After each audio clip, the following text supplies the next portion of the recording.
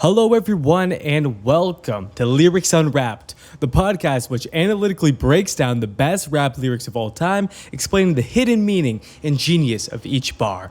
I'm your host, Chandler So, and on the second episode of Lyrics Unwrapped, I would just like to take a moment, a second to shout out all of my very supportive friends and family, and most importantly, the fans. That's right. I said the fans. There are thousands of you guys out there. I couldn't believe it. I put out one episode and boom, I'm across all of the internet, all of the major podcasting awards, all the major podcasting websites. We did it. We're number one already. Oh my God, I can't believe we made it out there. You know how I know this? Want me to tell you how I know this? I haven't been Googling myself. No, I'm not that conceited. 6 out of 6 of my friends who I sent my podcast to all said it's okay. So that means I know that this podcast is incredible. It's a banger. It's an absolute top 1 out of a trillion podcasts, right? This is a trillion podcasts in the universe. This one is number 1. If 6 out of 6 of my friends say it's okay, I know it's good. Looking at you, Abba, you said you listened to it for more than 3 minutes. Wow. That's like the ultimate compliment. It's as if Gwen Stefani said it. Oh my God, coming from you. 3 minutes, my podcast out of 43 minutes. Dude, I appreciate it. Michael, you said, wow, this is really surprising for you, Chandler. Congrats. You actually did something. Yes, I did something. You're right. I know, it's surprising, right? Thank you so much for that. And Pavle, you said, oh my God, my ears weren't bleeding by the second minute. That's impressive for you, Chandler. Yes, thank you. I'm so honored by all of your compliments from all my friends. Thank you again for all the feedback you've given me. Thank you again for all of the encouragement you've given me in creating this podcast. I feel so honored. So after all the feedback, as I just mentioned, a ton of it, right? Thousands of fans that I have. Yes. I have decided to kind of edit the way I'm doing this podcast. I want to make this episode a little bit shorter. We're only going to analyze 3 songs instead of 5 like the last time, based off of feedback from, again, a lot of fans, a lot of friends, and my mom. So here we go. First song, right off the top, Old Man Saxon. Old Man Saxon, he's a Los Angeles rapper. I'm a Los Angeles Chandler, so we already have that in common. I actually saw Old Man Saxon perform at the USC Festival of Books this year, probably around 6 months ago, maybe a little bit less, maybe 4 months ago. It was super cool. He performed this song, and I was probably the only one in the audience singing along. I know this because I was one singing along, and 2, when he saw me singing along, he looked at me and was really excited. So I'm guessing at the Festival of Books, not too many rap heads there. Go figure. Anyways, the song is called The Perils. It's probably his most famous song. It's off of the album, take a guess, The Perils. And so I guess, all right. Let's just read the whole thing through, and then I'll explain why this piece of this song is so cool. All right, so check this out. Constipation and constant hatin got me looking up at the constellations, steady corroborating fallacies about where I'm staying, somewhere in Silverlake, but really in the back on the passenger side, toasting and laughing like, look where I'm at tonight. So, I don't know. You might have not felt that. Want me to tell you why I feel that? Want me to tell you why that means so much to me? Want me to tell you why I think that's so incredible, creative, innovative, and genius? Okay, I'm going to start at the end. I know I typically don't do this. I'm going to start at the end. So, on the passenger side, toasting and laughing like, look where I'm at tonight. On the passenger side. Do you know where he's at? He's in his car. He's sleeping in his car. He's toasting and laughing while sleeping on the passenger side of his car. He is the homeless rapper. My boy, Old Man Saxon, was homeless when he was rapping and making these raps. And that's why I think this is so incredible. All of these other mainstream and very vanilla rappers are like, yo, I got mad cars, mad bitches, got a mansion for my moms. Everybody know that my dick is the bomb. Like all this bullshit that they putting out. It's not actually about life, man. All Man Saxon out here like, man, look at this, dude. I'm sleeping in my car, man. I'm homeless. Like, he's talking about that real, you know? He's not out here, yo, I'm thugging on the streets, man. I'm a real OG. I keep it on you as I move a kilo a day, man. You know it's on me. Like, fuck that shit, dude. That's not real, man. Because, I mean, that is real for some people, but it's not real for all of them. It's not real for all of them. Even Pusha T, man. Pusha T, I think I saw an analysis on his raps. It's like 70% of his rap lyrics are about cocaine or some crazy high number. Yeah, dude, you sold cocaine. We get it. Is that 70% of your life? Is 70% of your life dedicated to cocaine? That means you not even sleep like fucking 2 hours a night if 70% of your life is dedicated to cocaine. Given all the other shit humans have to do, like shit, sleep, eat, all that shit. It's crazy. Make music, dude. He's keeping it real out here, talking about his homelessness. So, check this out. He mentions it He mentions it earlier on in the song that he is homeless. He doesn't actually straight up say it. You have to kind of read between the lines. You have to see what he's saying. You know, he's like, where is he staying? He's on the passenger side, toasting and laughing like. He doesn't say he's in the passenger side of a car. You have to imply that it's on a car. Or it's in a car. You have to imply that that's what he means by where he's staying. He's sleeping. That's where his home is a car. You have to imply all these things. So he's not very like, oh man, pity me, dude. I'm sleeping in my car. Life is so hard. Oh, no, he's out here saying like, I'm on the passenger side, toasted and laughing like, look where we at tonight. Dude, homeboy really is super cool about this. He's very straightforward, but also very between the lines on it. I love it. I absolutely love it. So let's go back through the whole verse I just read. Constipated and constant hatin' got me looking up at the constellations. Okay, this is a really fun line. This is a very fun line. Let's dissect it a little bit. Let's go look at it. All right, so look, check it out. The hate and people who refuse to give a shit about him. The hate he's received, constant hating, right? And the people who refuse to give a shit, constipation and constant hating. People are refusing to give a shit about him and people constantly hating him got me looking up at the constellations, keeping him up at night. He's staying up at night just staring at the stars. He can't fall asleep because of all the people who are hating on him and all the people who are refusing to give a shit about him. But wait, there's more. Shamwell introduced you. I'm kidding. So because of his homelessness life, he was unable to use the restroom when he needed to. Okay, he mentions this earlier on in his song about being denied the access to use the restroom because he was homeless, and the line kind of goes something like, most of these fools ain't loyal cats, they smoke into the foils black. He's saying that managers and restaurateurs and people who worked at restaurants were like, no, you can't use our restroom. All you homeless people do in our restroom is smoke heroin and crack out of foil. We don't want that. You're not allowed to use our restroom. So he wasn't allowed to use the restroom at many places. Therefore, he had to hold in his shit all the time. And by holding in his shit all the time, it made him constipated. And that's kind of what he's talking about. Like, his constipation was keeping him up at night. The pain of his constipation was keeping him up at night. So it's a two-part thing, right?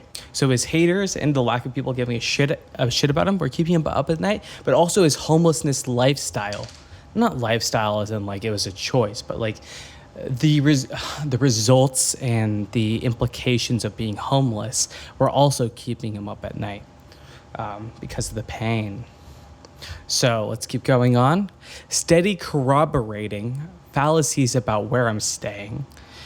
I would just like to take a point to shout out the word corroborating. He used the word corroborating in a song. I think that's very cool. The first time I even heard that word corroborating, I was reading some old novel from like the 1800s.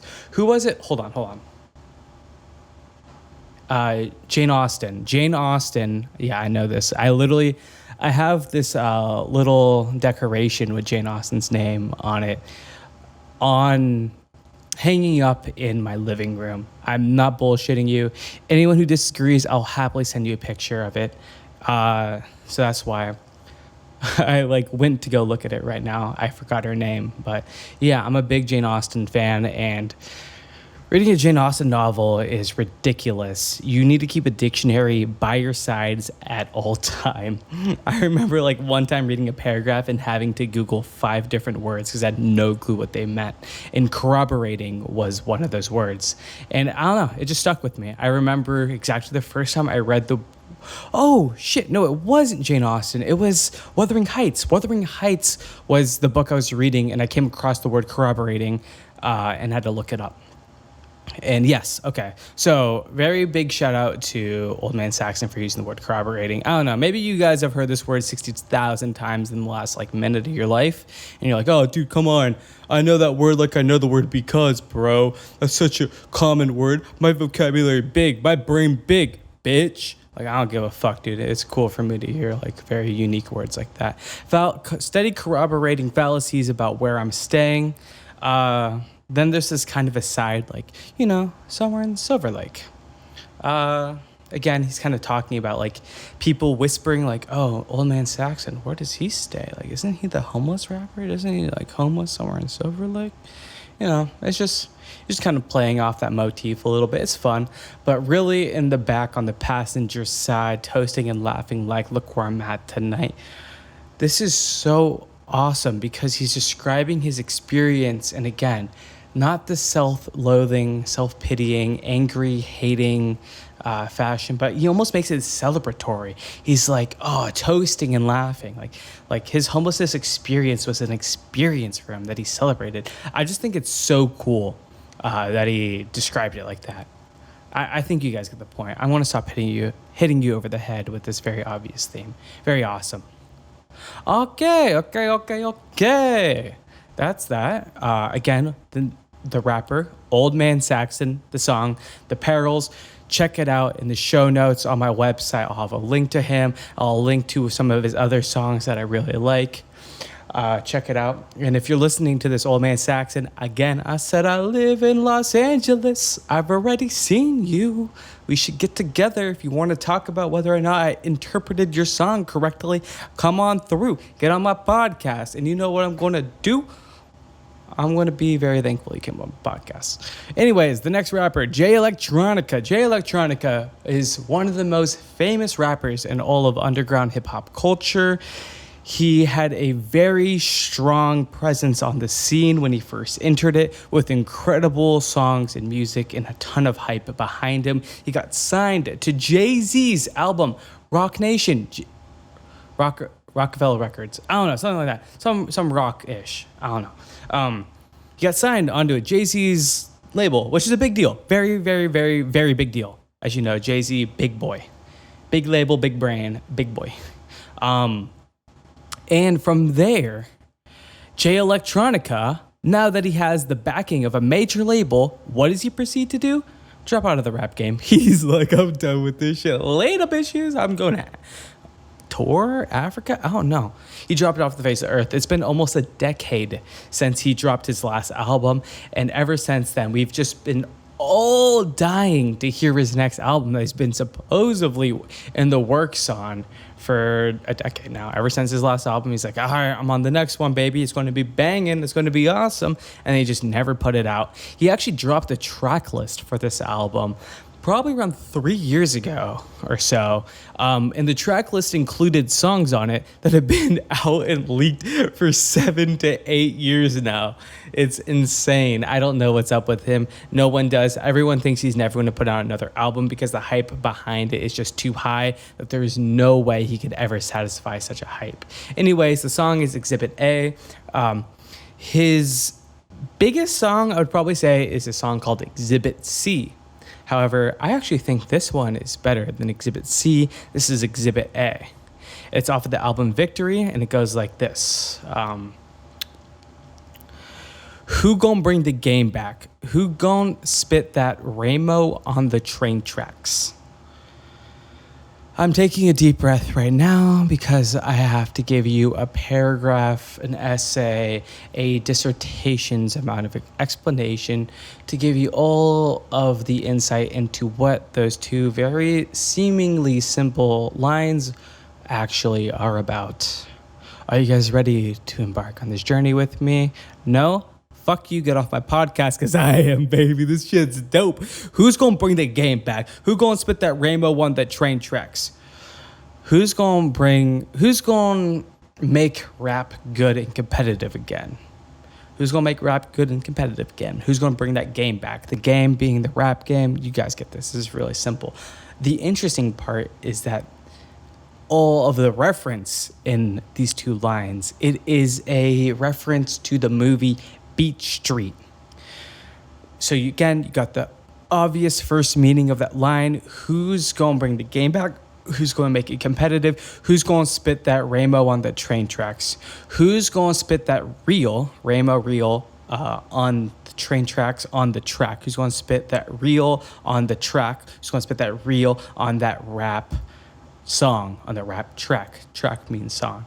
I think you guys know this. I have to explain for my mom, who doesn't really listen to rap music, and she's listening to my podcast. She's actually not. I just feel like explaining a lot of things because I like listening to myself talk. I'm totally lying. I hate the sound of my voice. If you're listening right now, I don't know how you put up with it, but congratulations. You deserve a medal. I'll pay you money for listening to my podcast because I feel the need to be validated. Regardless, the not obvious part of this verse is, again, the reference to the movie Beat Street.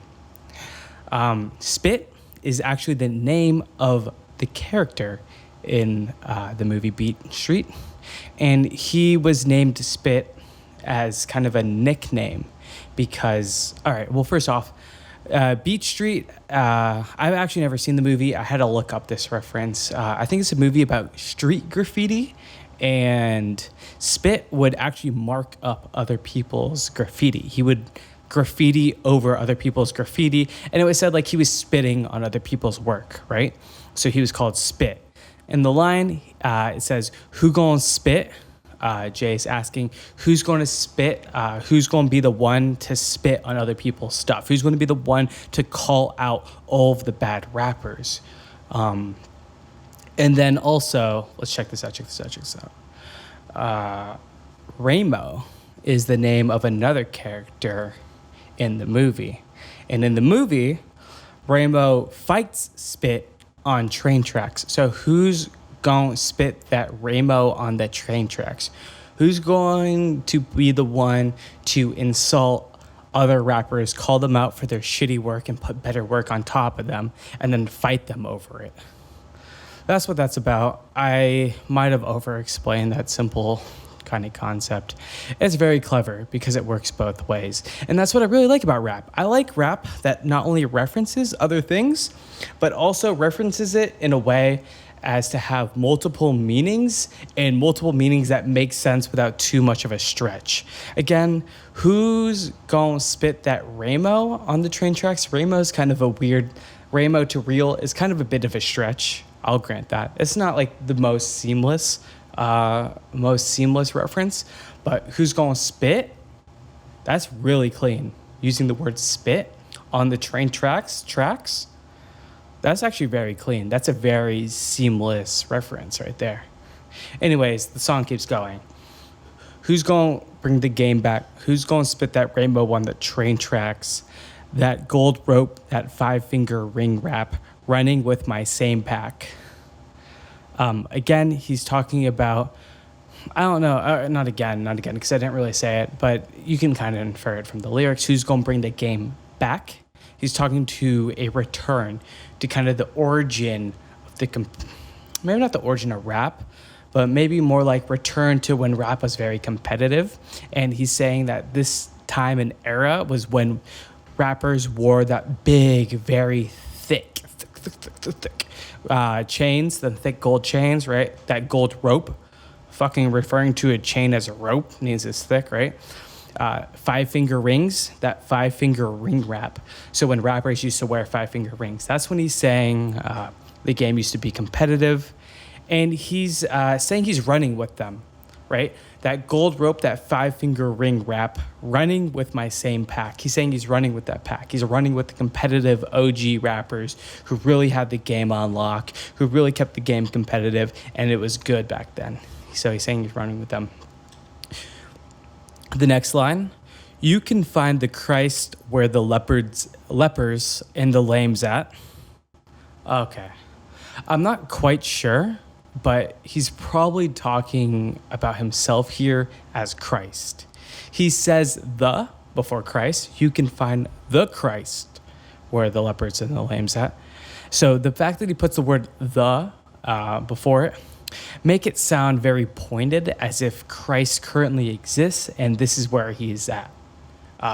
So since Jay has only so far talked shit about other rappers in the game, it's clear he isn't talking about other rappers because he kind of blanket statement called all other rappers shit.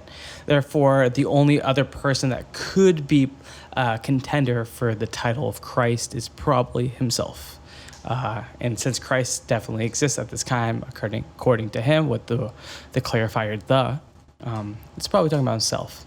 You could find the Christ where the lepers and the lames at. Oh, I should probably talk about what this is. This is a biblical reference. Jesus Christ hung out with lepers and lames and people of all sorts, like prostitutes, stuff like that. I'm not very religious and I'm not Christian, so yeah, I'm going to hell if that's what you believe, but whatever. Anyways, that's just a biblical reference. Like, that's actually what occurs. That's what's said in the Bible.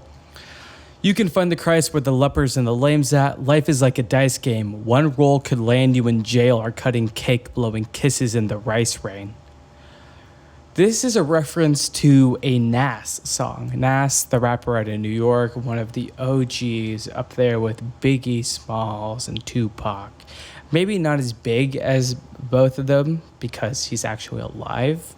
I'm guessing if he were to have been killed in a similar fashion and a similar time frame as both of them, he would probably be a well-known name. Yeah, it's kind of funny. It's like almost living has continuing to live has probably hurt his fame. It's really interesting now that I think about it. But anyways, it's a reference to a Nas song. Life is like a dice game.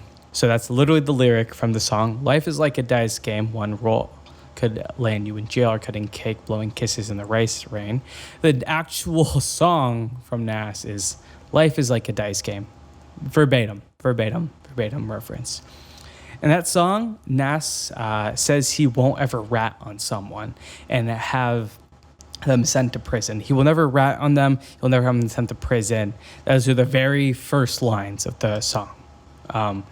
But J Electronica says that it's not about the anti-snitch code. It's not about the thug code, about not snitching, right?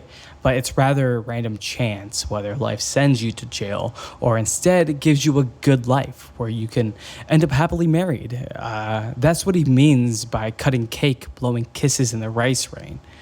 Again, like cutting cake, you have that wedding cake. Blowing kisses in the rice rain. Oh, this is a really cool metaphor.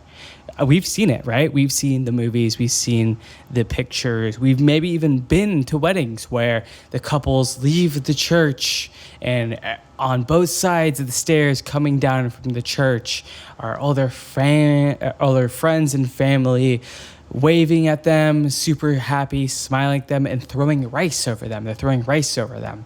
And happily married couples running down, huge smiles, cheek to cheek, ear to ear smiles, and they're blowing kisses to all their friends and family as they're running through the rice rain and on into the convertible, whatever car. It's like a convertible fucking, what are they called? Not sedans, coupe. Sedan, or not convertible coupe, and then off into the sunset with the on the back of their car, on the windshield, the back windshield, it says like just married, rain and soap, and they have the tin cans on strings tied to the back of their car. Yes, we've all seen this scene from movies and maybe even in person. I haven't, but I'm pretty young. I haven't been to many weddings, and especially not like textbook fairy weddings like that.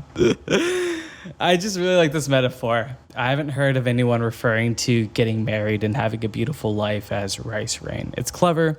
It's fun. Just adds that little extra to the bar, you know? He could just say, like, life is like a dice game. One roll could end you in jail or out there getting married in the, like, I don't know, word that rhymes with game. He could have just said it very straightforward, but instead he chooses to use these metaphors like blowing kisses in the rice rain. I don't know. It's really cool. It's really fun. I do know. Why the fuck do I keep saying I don't know? This is my podcast. I do know. That's a really fun metaphor. It adds that extra that I love. Okay. Nice whip, nice chain, a closet of skulls. The stench is like the slave blood at Providence Hall.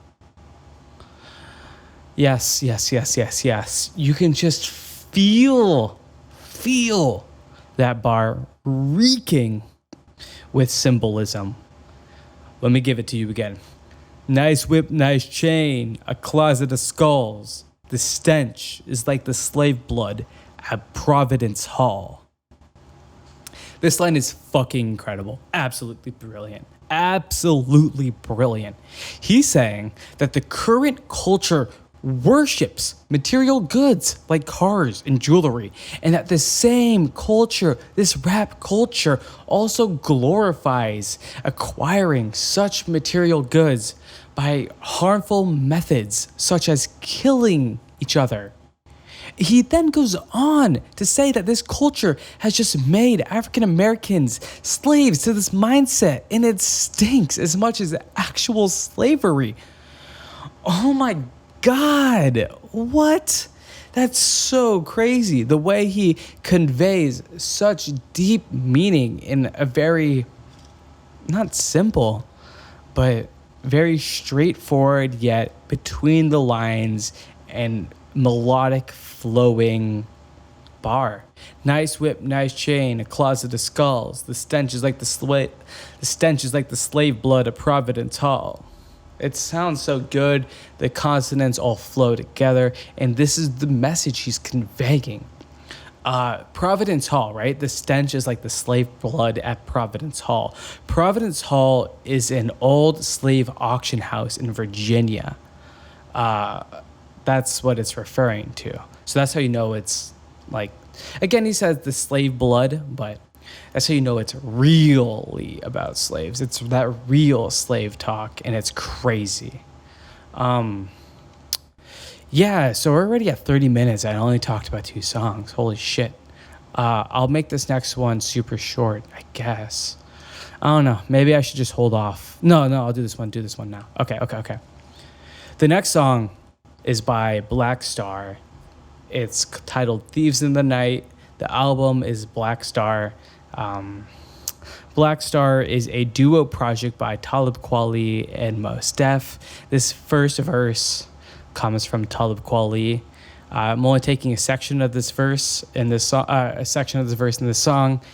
I actually have picked out almost the entire second verse by Mos Def to analyze, and that'll be another time because that's like a 32 bar and it's incredible the whole way through. And this first verse that I'm going to analyze for you right now by Talib Kweli is also incredible, but I decided to just do this shorter segment.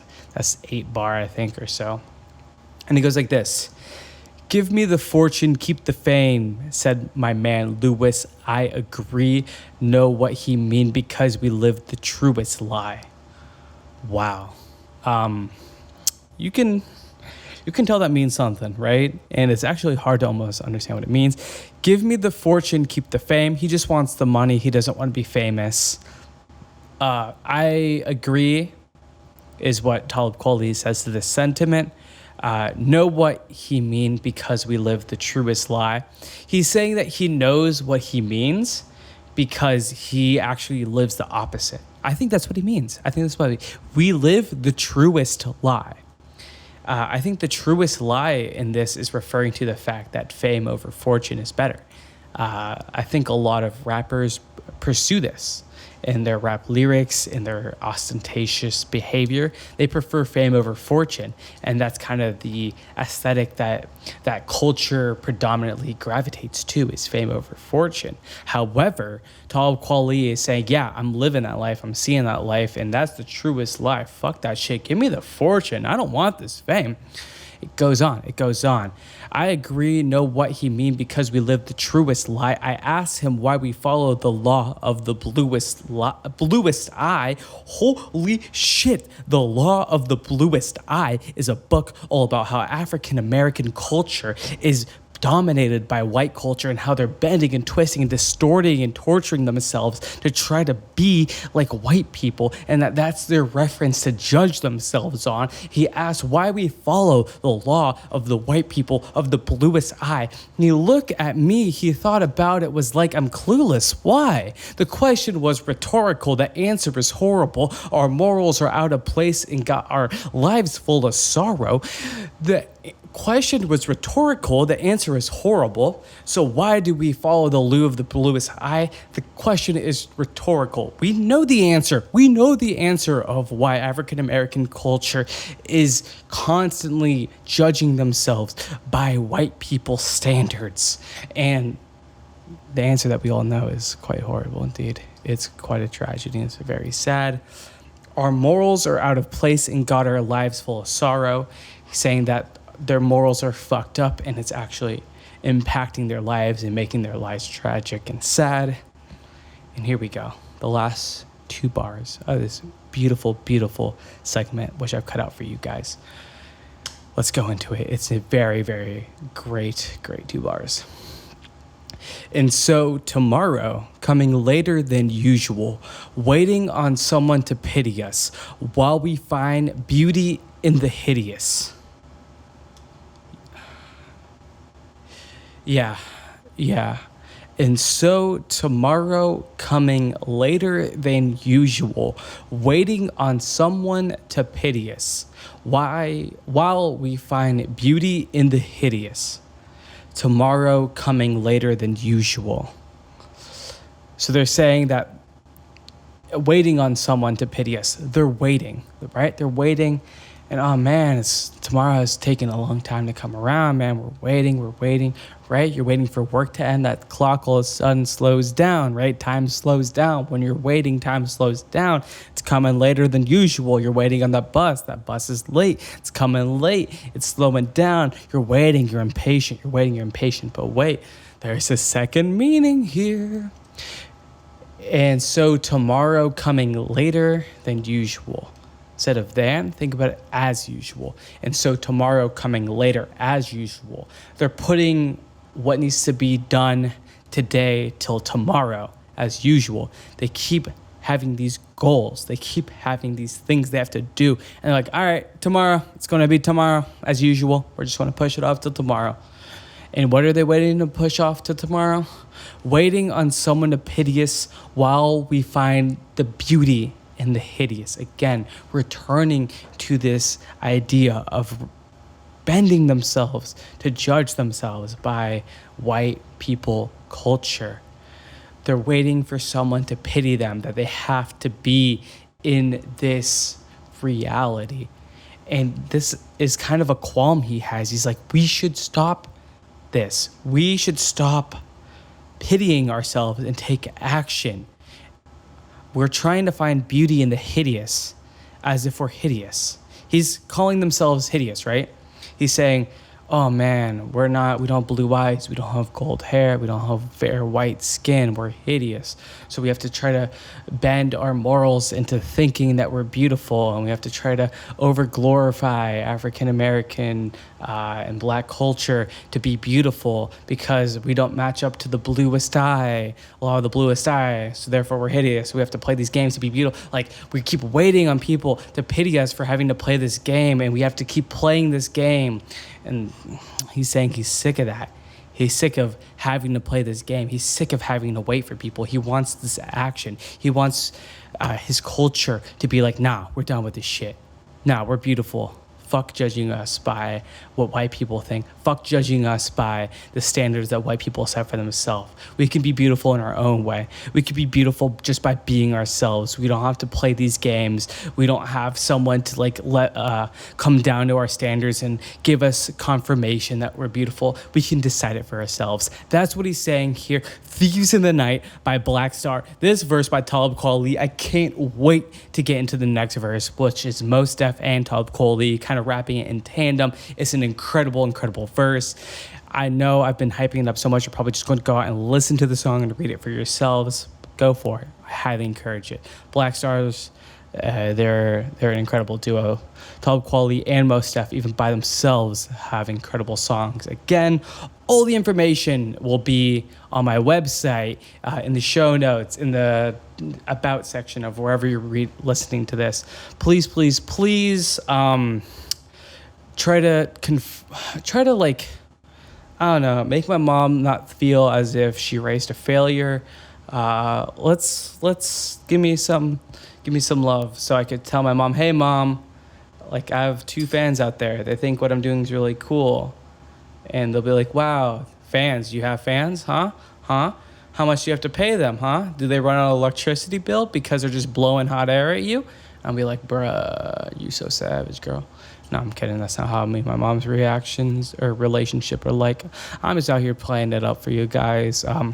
Any feedback, would love it so much. You could always come to my website, chandlerso.com, and you can give me some feedback there. You can comment on my YouTube, whatever, follow me on whatever. If you like shorter ones, let me know. If you want longer ones, let me know. I am so willing to change this podcast to what you guys want to hear. I'm always going to be talking about why rap lyrics are incredible, but the small details, like how many songs to include, what rapper to include.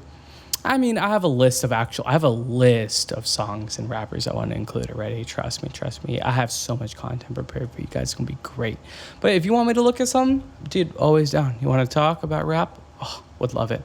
Again, this is Lyrics Unwrapped, the podcast, which analytically breaks down the best rap lyrics of all time, explaining the hidden meaning and genius of each bar. I'm your host, Chandler So, and I'm wishing you guys a farewell and I catch you soon. Peace.